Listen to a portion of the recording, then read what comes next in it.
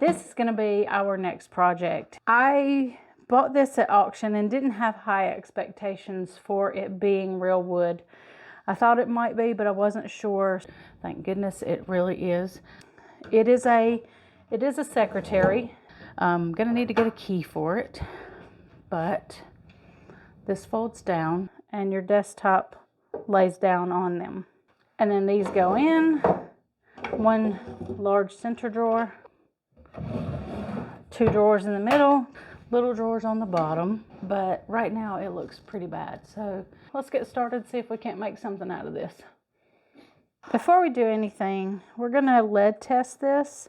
If it turns purple, we know there's lead in it. If it stays this yellow, orange color, then we're good to go. So I think we're gonna be okay. And I will put the link to these lead test kits. Anything that you suspect might have been painted before 1970, please remember to lead test it before you start working on it. That way you can keep yourself safe. No traces of lead in the paint. If there were, you could still strip this piece down, but you would want to do it with and keep it moist. Probably do it outside, wear a respirator, be sure that you wear gloves, keep your skin covered.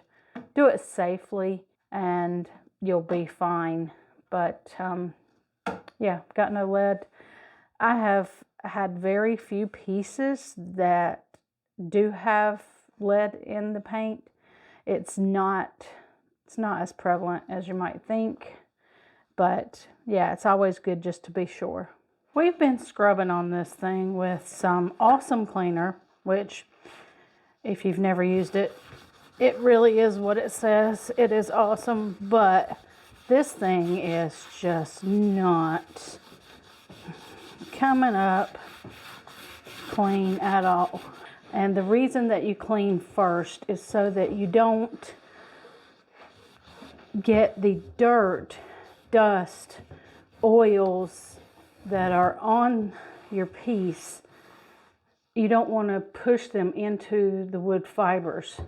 Otherwise, what's going to happen is when you go to put paint on anything or stain anything else, it's going to interfere with the adhesion. When you clean, be sure that you clean every surface, every drawer, and even clean up under the top side, because you'll find that there's a bunch of dirt in there. If you have dust in your drawers, you want it to be your dust, not somebody else's dust. This paint has a lot of dust whenever sanded. You can see my sander and see how much dust came off. I mean, it was just, the room was just covered in a white haze. You couldn't even see. So I'm really not that thrilled with doing that. What it did allow me to do, though, is find out is made of just a plain plywood.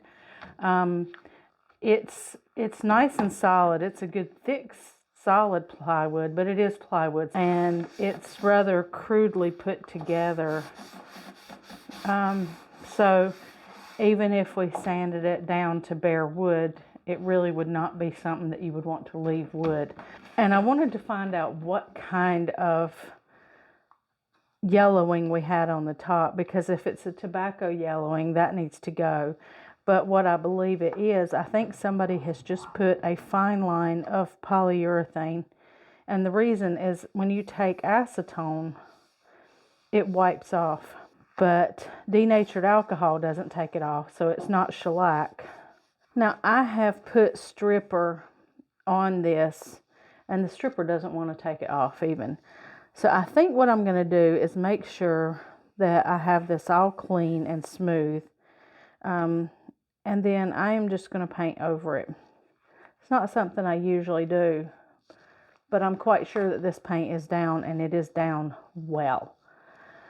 So we're going to go with it, and we're going to use it to our advantage because it will block tannins and work as a good primer.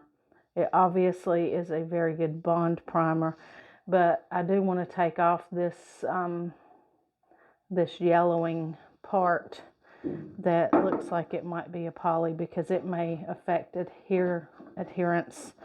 So we have this piece cleaned up. We've cleaned it with acetone.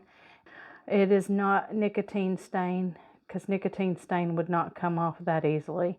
You would know it if you were cleaning nicotine. You would be able to smell it. So that's a bit of relief.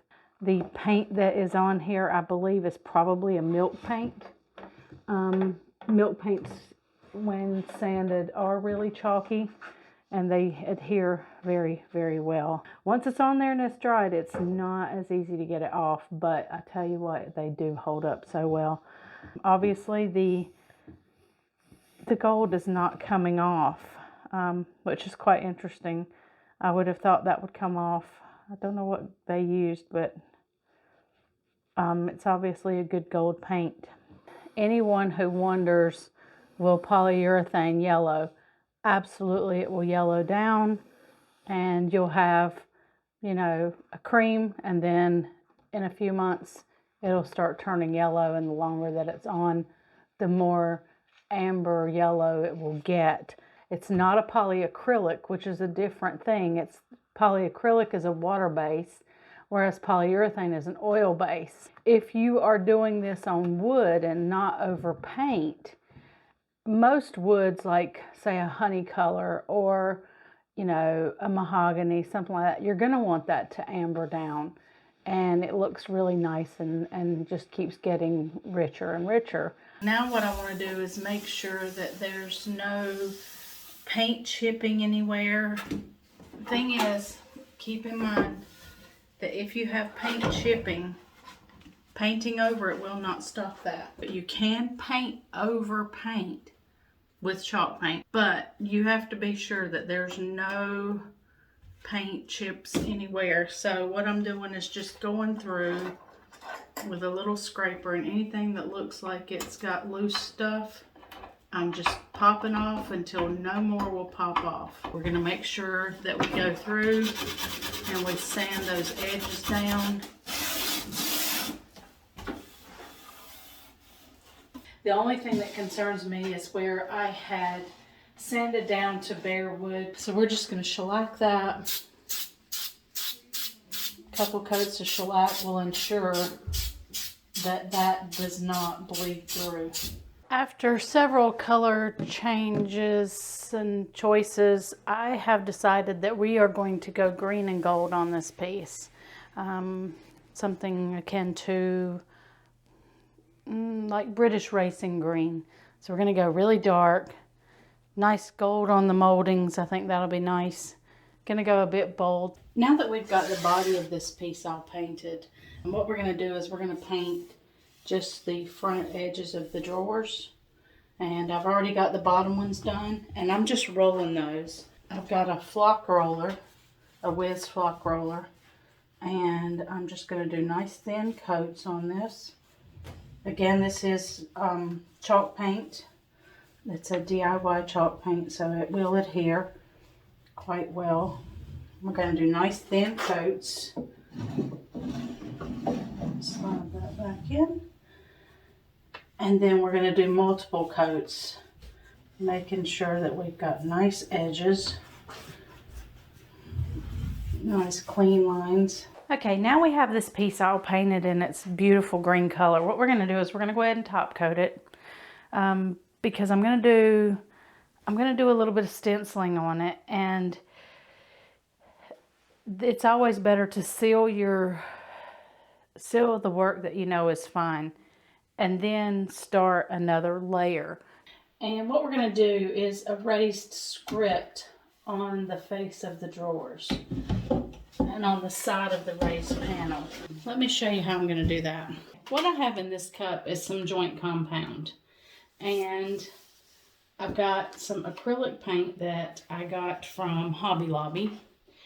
And the reason that I'm using these products is the stencil that I ordered is very, very small, and the script is very, very tight. So to be able to use glass beads in this would be rather hard, because I don't know that they would come through this tiny, tiny script.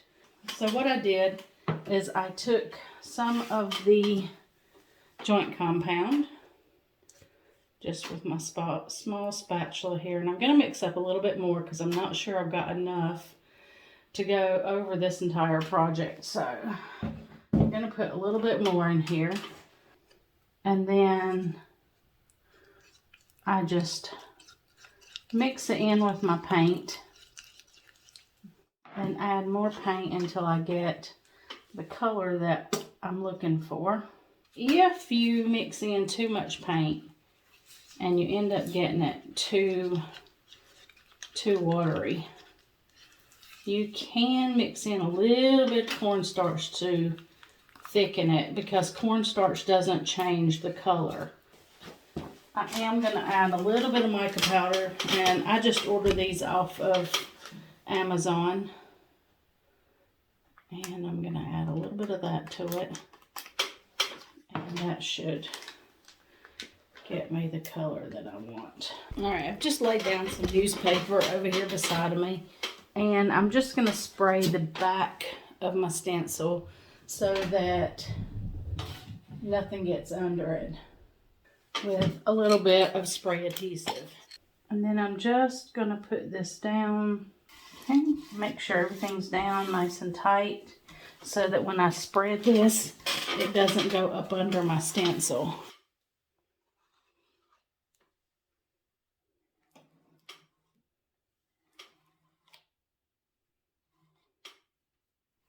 Now, because we've sealed this, if I go beyond the stencil and it gets on the drawer a little bit, I'll be able to just wipe that off with a damp rag. So that's why I like to seal before I do something like this, whether it be with waxes or paint or whatever. Then you can just wipe it off. Just put a nice even, very thin layer over my stencil. I'll just remove that.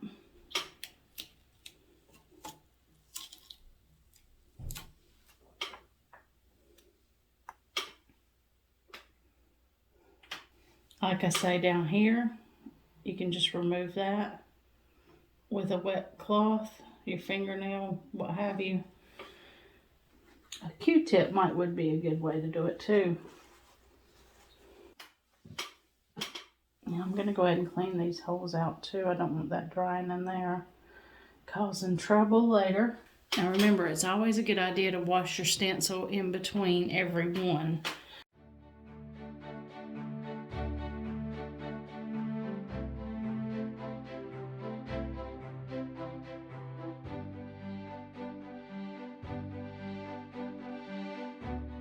If you're finding this video helpful and you want to support the channel, we appreciate you hitting that like button and subscribing so that you can see the new videos when they come out.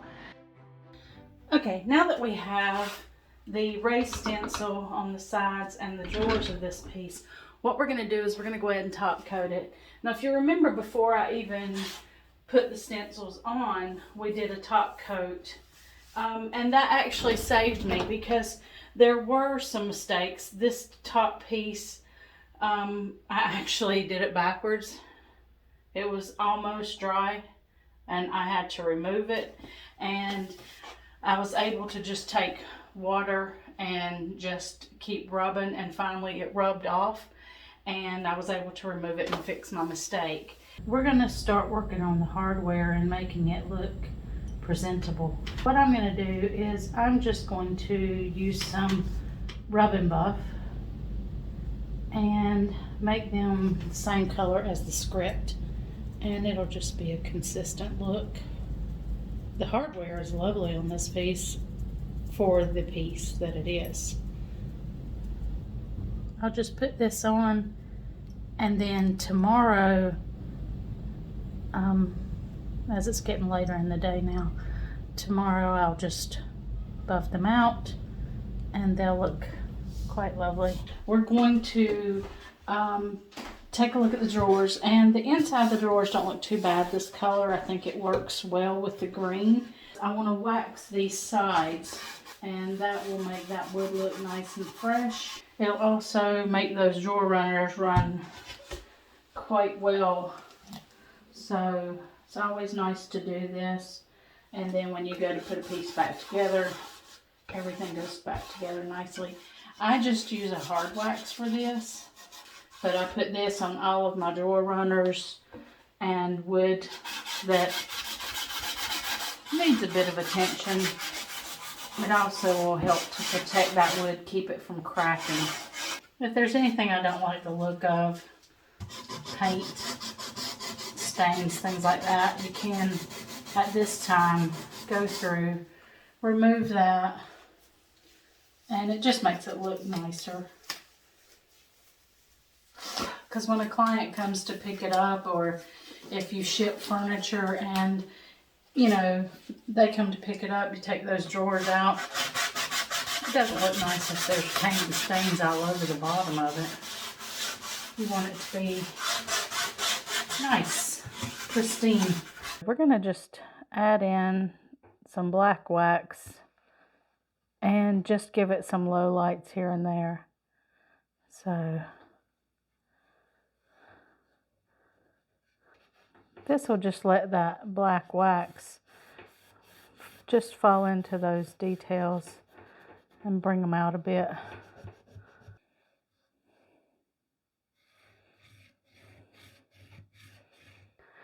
When I opened up the actual inside of this secretary, it looked rather plain, just all green. So I've decided to take the same stencil that I used on the sides and the drawer fronts and just do it on the little shelf, and I think that'll give it a bit of a pop. So I've just gotten just a little cheap stencil brush and just stenciling that on, and we'll put the links for everything that I'm using in the description below. And let's take a look at what it looked like before. And here it is, all finished. It looks amazing. I think this is going to be quite a showpiece in someone's home. We did on this one paint the back. Usually I do not paint the backs of pieces. If the back has already been painted though, it's best to follow through with what was done previously. It was missing its keyhole cover, so I went ahead and molded one. We'll share the link for the mold that I used for that, and we've put that on, and that finishes it off nicely.